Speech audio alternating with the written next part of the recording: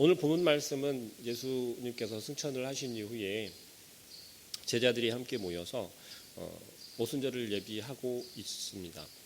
그것을 12절, 13절 말씀에서 12절 말씀에서 우리가 이야기를 하고 있는데요. 오늘 읽은 본문 말씀에서는 조금 독특한 것을 아마 볼 수 있을 것 같아요. 뭐냐면 13절에 보니까 예수님의 제자들 12제자들의 이름이 다시 한번 이렇게 거론이 되고 있습니다. 베드로부터 해서 쭉 거론이 다시 한번 되고 있는데요. 그 이유는 아마 우리가 짐작하고 있듯이 예수님을 이렇게 넘겨주었던 가룟 유다가 그들의 곁을 떠나서 이제 죽었다라고 이야기를 하고 있습니다. 근데 그 죽음 이후에 예수님께서는 12명의 제자들 직접 이렇게 부르셔서 세우셨잖아요. 근데 그 빈자리 한 자리를 채우기 위한 그러한 이야기로 되어 있습니다. 굳이 12명의 제자가 아니더라도 배신한 제자 하나는 빼고 11명이서 그 일을 감당할 수 있지 않을까라는 생각을 해볼 수도 있을 것 같아요. 그런데 특별히 예수님께서 왜 12명의 제자들을 선택을 하셨을까라는 거에 우리가 생각을 해볼 필요가 있을 것 같습니다. 예수님께서는 제자들 12명을 세우셨을 때 어떤 의미를 분명히 두고 12명의 제자들을 세우셨다라는 걸 우리는 짐작할 수 있습니다. 그런데 이 제자들이 모여서 그 빠져있는 비어있는 한 자리 12명의 제자 12명이라는 그 숫자를 채우기 위해서 한 명의 더 제자들을 채우기 위해서 이야기를 할 때 다른 아무런 것도 한 게 아니라 기도하였다라고 이야기를 합니다. 기도하였다라고 이야기를 해요. 우리가 하나님께서 우리에게 맡겨주신 일들 혹은 우리가 교회에서 봉사하거나 교사로 아니면 직분자로 섬길 때에 가장 먼저 우리가 선행하는 것이 무엇인가를 생각해 볼 필요가 있을 것 같아요. 내게 맡겨준 것이니까 내게 주어져 있는 거니까 라고 그저 덤덤히 그 맡은 직분들을 감당하고 있는지 아니면 우리가 어느 때이든지 무엇을 하든지 간에 그 시작이 오늘 제자들이 보여주었던 것처럼 기도함으로 시작하고 있는지를 생각해 보아야겠습니다. 하나님께서도 그렇게 예수님께서도 그렇게 하셨잖아요. 십자가를 지시고 죽으시기 이전에 그 일을 감당하시기 위해서 하나님 앞에 나아가 기도한 모습을 우리는 알 수 있습니다. 아무런 방해도 받지 아니하고 지난 시간에 우리 목사님 설교하셨을 때처럼 돌멩이를 던졌을 때 그 거리 정도 나아가서 방해받지 아니하고 떨어져서 하나님 앞에 기도를 하였었다라는 겁니다. 그것을 제자들이 다 배웠겠죠. 함께 하였고 어느 때이든지 특별히 오늘 가장 처음에 거론이 되어진 제자들의 이름이 있지 않습니까? 베드로와 요한과 야고보. 이들은 특별히 더 예수님을 가까이에서 예수님의 사역과 예수님의 섬김을 직접 보았다는 얘기죠. 그런데 어떤 모습을 더 잘 보았을까요? 성경에 예수님께서 기도하신 장면은 그렇게 많이 보여지고 있지는 않습니다. 그러나 어느 때이든지 예수님께서도 하나님 앞에 부르짖고 기도하는 모습을 이 제자들은 늘 보았을 거다라는 거죠. 그럼 제자들이 배운 대로 행한다라는 겁니다. 우리가 무엇을 행하건 간에 부모가 집에서 하는 행동들을 보고 제자들은 따라합니다. 자녀들은 따라한다라는 거죠. 얼마 전에 그 SNS 페이스북에 공익 광고가 하나 올라온 게 있었습니다. 분당우리 교회 그 이창섭 목사님께서도 그 영상을 인용을 한 적이 있으신데요. 그걸 보면서 저도 조금 생각하는 바가 있었던 영상입니다. 그건 뭐냐면 아빠와 아들이 함께 걸어갑니다. 그런데 아빠가 담배를 피면서 길거리에서 담배를 피면서 걸어가니까 그 공익 광고입니다. 어린 아이가 아빠를 따라가면서 길거리에서 담배를 피면서 길거리에다 담배꽁초를 버립니다. 엄마가 딸과 함께 가다가 누군가에게 막 욕설을 퍼붓습니다. 그 딸 역시도 따라서 욕설을 퍼붓습니다. 가정에서 아빠가 엄마를 폭행을 합니다. 아들이 함께 폭행을 합니다. 에스컬레이터를 타고 가다가 내려와서 쓰레기를 그냥 음료수 먹은 캔을 그냥 버립니다. 자녀가 똑같이 따라서 버립니다. 무슨 공익광고인 것 같나요? 어른들이 하는 행동을 그대로 따라서 한다라는 거죠. 부모가 하는 행동을 자녀가 그대로 따라한다는 겁니다.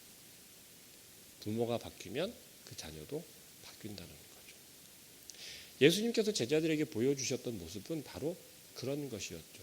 100마디 말보다 한 번의 행동으로 직접 보여주셨다라는 거예요. 우리에게 보여주신 그 사랑도 역시 그렇다라는 겁니다. 예수님께서는 이 땅에 오셔서 많은 설교들을 하셨잖아요.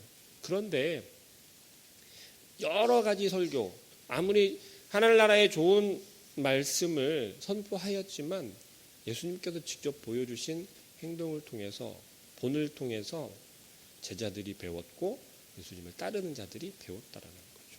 어떻게 하는 게 섬김이고 헌신이다라는 것을 직접 보여주셨다라는 거죠. 특별히 오늘 본문 말씀을 중심으로 해서 볼 때는 그렇습니다. 예수님께서도 가장 중요한 일을 행하실 때 반드시 하나님 앞에 기도했다라는 거예요. 제자들 역시 그러하고 있습니다. 자, 그런데 그 정도로 기도에 힘쓰면서까지 이 제자들이 행하려 했던 것이 무엇입니까? 그것은 12명이다라고 하는 그 제자들 중에 지금 공석이 되어 있는 유다의 자리를 메꾸는 거예요. 그 자리가 왜 그렇게 중요했을까요? 그것은 예수님께서 이 땅에 오시면서, 이 땅에 오시고 가장 먼저 한 게 제자들을 부르신 거잖아요. 그 12명의 제자들을 다 부르신 이후에 성경에는 13번째 제자를 부르셨다 혹은 15번째 제자를 부르셨다라고 하는 말씀을 언급하고 있잖아요. 딱 12명에서 끝나거든요. 이게 뭘 의미합니까? 바로 이스라엘의 12지파를 의미하는 거예요. 구약시대의 12지파, 이스라엘 백성들 12지파를 대표하는 게 지금 이 12명의 제자라는 겁니다. 12제자를 예수님께서는 직접 세우시고 뭐예요? 새 땅을 시작하신 거예요. 이미 이루신 거죠. 이스라엘 백성, 하나님으로부터 선택을 받은 이스라엘 백성의 12지파가 예수님께서 이 땅에 오셔서 이 땅에서 다시금 성취하신 그 12지파의 대표가 바로 12명의 제자들인 것입니다. 이 제자들은요, 정말 지혜롭게도 그걸 알았던 것 같아요. 그리고 얼마나 그게 중요한지를, 그 이스라엘 백성이 12지파를 대표하는 대표성을 이들이 가지고 있다라는 것을 알았기 때문에 그게 얼마나 중요한 건지를 이들은 알았다는 거죠. 특별히 이 베드로가 오늘 본문 말씀 이후에도 당분간은 나오게 될 텐데요. 이 베드로가 그 대표로서의 직무를 어느 정도 감당을 합니다. 베드로의 머릿속에는 지금 비어있는 그 자리가 예수님께서 세우신 그 12명이다라고 하는 구약시대에서 이야기를 하고 있는 그 지파를 완성시켜 놓고 그 완성된 모습으로 나아가야만 하나님께서 이 땅에 말씀하신 예수 그리스도가 이 땅에 오셔서 이루신 비로소 새 시대가 완전해진다라고 여겼던 거죠. 그래서 이들은 그 한 명을 뽑기 위해 지금 무엇을 하고 있죠? 제비뽑기를 하고 있습니다. 아마 강권하여서 누군가를 이렇게 지명하고 추천을 하거나 해서 할 수도 있었을 것 같아요. 지금 생각으로 보면. 그런데 분명한 기준을 세우고 있습니다. 어떠한 사람만이 그 12사도의 무리 안에 들어올 수 있는지를 우리 분명하게 객관적으로 이야기하고 있어요. 그 자격에 대해서. 그게 무엇이죠? 예수 그리스도가 이 땅에 오셔서 사역하실 때부터 승천하시기까지 처음부터 끝까지 함께하고 다 목격한 사람이어야 한다라고 기준을 못을 받고 있습니다. 그 기준에 부합한 사람이 2명이 추천이 되었어요. 요셉과 마띠아였죠. 자, 어떻습니까? 우리는 어떠한 직분자를 세우거나 교회 내에서 직분자를 세우거나 자격을 주어지거나 할 때, 특히 중직자들을 세울 때 우리는 어떤 모습들하고 또 어떠한 기준을 내세우는지 혹시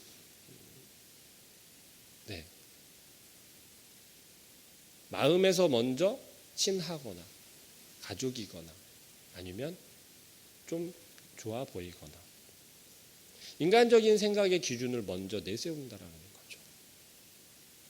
우리가 중직자들을 세울 때는 정말 중직자로 세우는 거잖아요. 교회의 중심이 되고 교회 일의 중심이 되고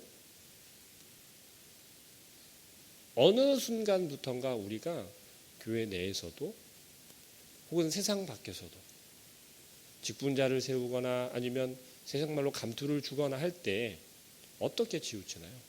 얼마 전에 우리가 큰 일을 치루었잖아요. 대선을 끝냈는데요. 그러한 일들을 우리가 감당할 때 우리의 마음속엔 어떤 마음이 먼저 드십니까? 인간적인 생각이 더 먼저 들지 않으신가요?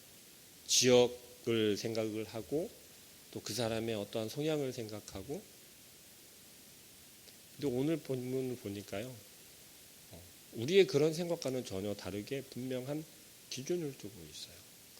예수님께서 이 땅에 오셔서 그 사역을 시작하신 때부터 죽으시기까지 부활하시기까지 다 목격한 사람이어야 한다는 거예요.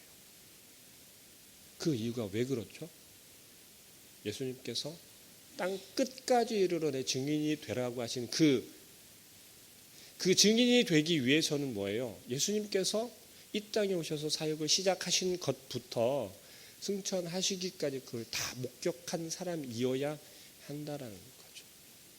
우리가 중직자들을 세울 때 어떠하여야 합니까? 정말 교회의 중심이 되고 일꾼이 되어야 하고 교회를 정말 사랑할 수 있는 사람이어야 한다라는 분명한 기준을 우리는 알고 있으면서도 불구하고 우리의 마음은 어떻게 되나요? 치우치잖아요. 나랑 조금 더 친하니까 우리 가족이니까 혹은 이런 기준들도 많이 세우잖아요. 교회 오래 다녔잖아 라는 거. 가장 마음이 조금 껄끄럽거나 아니면 생각을 하게 되는 게 그러한 부분인 것 같아요. 우리 권사님들 진짜 많이 경험하셨고 보아 오셨을 테니까요. 저도 좀 많이 보아온 것들이 그렇습니다.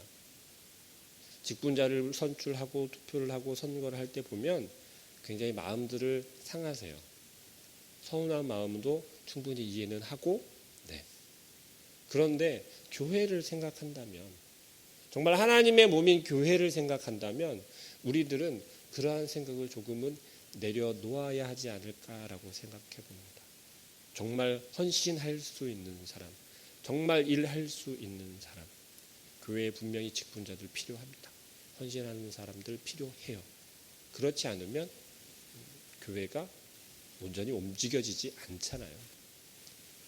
그런데 교회를 생각하면서 직분자를 세우려고 하는데 우리는 그 속에 우리의 마음을 집어넣는다라는 거예요. 하나님이 기뻐하시는 모습은 아니라는 거죠. 그럼 어떻게 해야 될까요? 우리의 마음을 끊임없이 계속 깎아내려야 한다는 거죠. 오직 예수님께서 보내주신 그 성령님이 우리 안에서 우리를 계속 다스려달라고. 하나님의 말씀에 우리가 온전히 붙잡힌 받게 해달라고. 고백만 하는 것이 아니라 계속해서 우리를 버리는 그러한 과정을 거쳐야 한다는 거죠. 끊임없는 연단과 우리가 성화의 과정을 계속해서 거쳐야 한다는 겁니다. 그럴 때 비로소 지금 제자들이 하는 보이는 모습처럼 정말 예수 그리스도의 증인이 될 수 있는 사람을 뽑게 된다라는 겁니다. 예수님께서 승천하신 이후에 제자들이 모여져 있는 이곳에 총 무리의 수를 보니까요. 희한하게도 120명이래요. 딱 어떤 느낌인지 또 감이 오시죠. 12지파를 대표한다라고 하는 그 12명의 12이라고 하는 숫자와 완전이다라고 하는 10을 곱하게 되면 120명이 되잖아요. 이 예수님의 제자들이 함께 모여서 한 명을 뽑아야 한다라는 것을 이야기를 할 때 자기들이 생각하고 자기들이 보기에 부족하니까 채워야겠다라고 하는 자기들의 의견이 아니라 이 베드로는요 정말 지혜로운 것 같아요. 뭐예요? 구약에서 이미 이야기를 하였다라고 하고 구약에서 예언한 것을 이루어야 한다라고 하는 것, 그 당연한 당위성에 대해서도 이야기를 하고 있어요.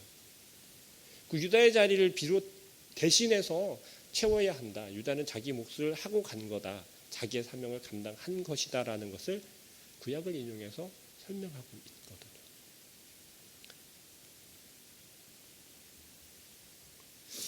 예수님께서 이 땅에 오셔서 제자들 하나하나를 부르실 때 동일한 직업을 가지고 있는 사람이거나 아니면 같은 지역에 있는 사람, 연결이 되어 있는 사람, 형제들도 물론 있긴 합니다. 하지만 예수님께서 보는 기준은 그러한 것들이 아니셨던 것 같아요. 어떤 기준이었을까 한번 고민해 본 적이 있습니다.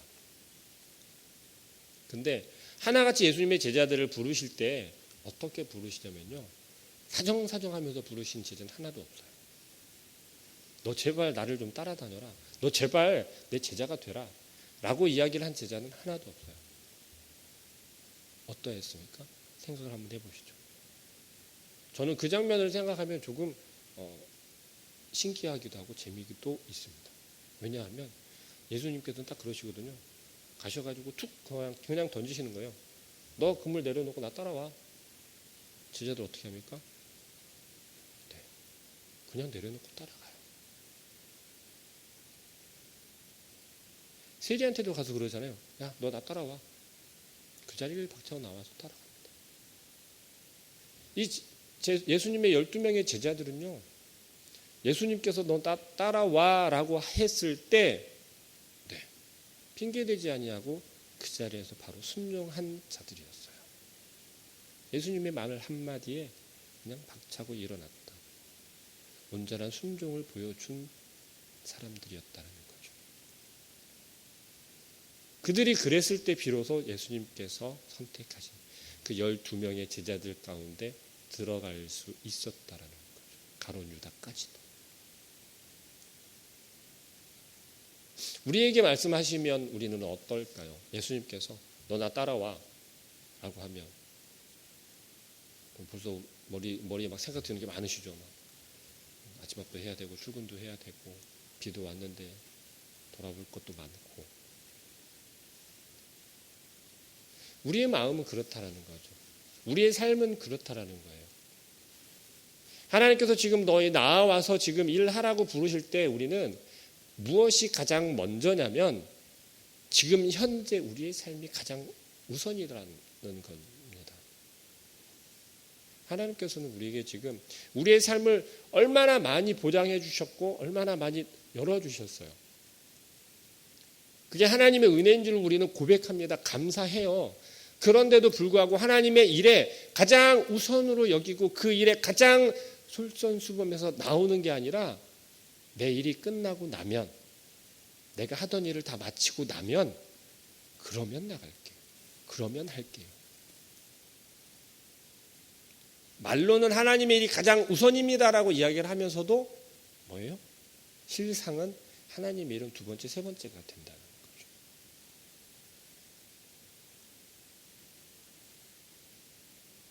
예수님의 제자들은 표현하기 좀 그럴 수 있겠지만 절대 복종이었어요. 예수님의 말에 절대 복종. 우리는 어떤가요?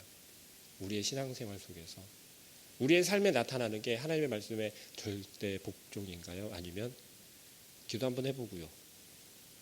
이 일 좀 마치고요. 이번 기간만 지나면요.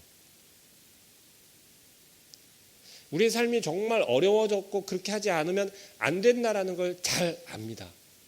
하지만 그럼에도 불구하고 성경에서 이야기를 하고 있는 건 뭐냐면요. 하나님의 말씀이, 하나님의 일이 가장 우선이라는 거예요. 그럴 때 그 나머지 것들은 하나님께서 다 어떻게 해요? 이루어 주신다고 이야기를 합니다. 예수님께서 12명의 제자들, 그 외에 예수님을 따르던 많은 무리들이 있었어요. 성경에 거론되지 않은 많은 제자들이 있었어요. 오늘 유다의 자리를 다시 한번 차지하게 될 마띠아 역시, 추천받아 올라왔었던 그 요셉 역시 뭐예요? 네, 예수님을 따르던 제자들 중에 하나였단 말이에요. 12 사도의 자리에 들어가 있지 않았을 뿐이지 예수님을 그렇게 열심히 따라다니면서 예수님의 본을 보고 모습을 보고 사랑을 배우고 섬김을 배우고 했던 제자들이라는 거예요. 얼마나 많이 있겠어요. 그러나 그 중에 특별히 이 12 사도 안에 들어갈 수 있는 건 뭐예요? 절대 복종이라는 거예요. 절대 복종. 우리에게 지금 요구하시는 건 그거예요. 우리를 따라다니는 그러한 제자들이 아니라 12 사도 안에 들어갈 수 있는 그런 걸 우리에게, 그러한 제자의 모습을, 사도의 모습을 우리에게 요구하신다는 겁니다. 오늘 하루를 살아갈 때 마띠아가 그 자리를 채웠어요. 누가 보아도 이 마띠아라고 하는 사람은 정말 예수님의 사역이 시작되는 그 순간부터 승천하실 때까지 열정적으로 열심으로 충성하면서 그 자리를 지켰던 사람이라는 거죠. 우리가 이 마띠아와 같이 그 남아있는 한 자리를 우리가 감당하겠습니다. 내가 할 수 있습니다. 내가 절대 복종할 수 있습니다. 라고 하는 고백이 되어야 하지 않겠습니까? 오늘 하루를 살아갈 때 우리가 그랬으면 좋겠어요. 하나님, 내가 그냥 겉도는 제자가 아니라 정말 그 중심에 들어가서 하나님의 말씀에 절대 복종하고 예수님의 온전한 증인으로 살아갈 수 있기를 소원합니다. 함께 기도하겠습니다. 사랑하는 하나님, 하나님께서 우리에게 말씀하실 때 우리의 삶을 먼저 돌아보고 우리의 삶이 해결이 되고 문제가, 걱정거리가 내 눈앞에 있는 것들이 해결이 되어지면 이다라고 하는, 말로는 하나님의 말씀이, 하나님의 일이 가장 우선이다라고 말하면서도 실상은 우리의 상황을 먼저 돌아보고 그 이후에 하나님의 말씀을 따르겠노라고 우리 마음 먹는 어리석은 자들 되지 않도록 아버지 하나님 도와주시옵소서. 성령님께서 우리에게 오셔서 우리를 변화시키시고 우리를 주장하시고 우리를 아버지 하나님의 온전한 길로 이끄실 것을 기대하고 또한 순종하는 그런 우리들이 되게 하여 주시옵소서. 오늘 하루의 삶 동안에 아버지 하나님께서 변화시키시고 역사하여 주시옵소서. 예수 그리스도의 이름으로 기도합니다. 아멘. 주기도문함으로 예배를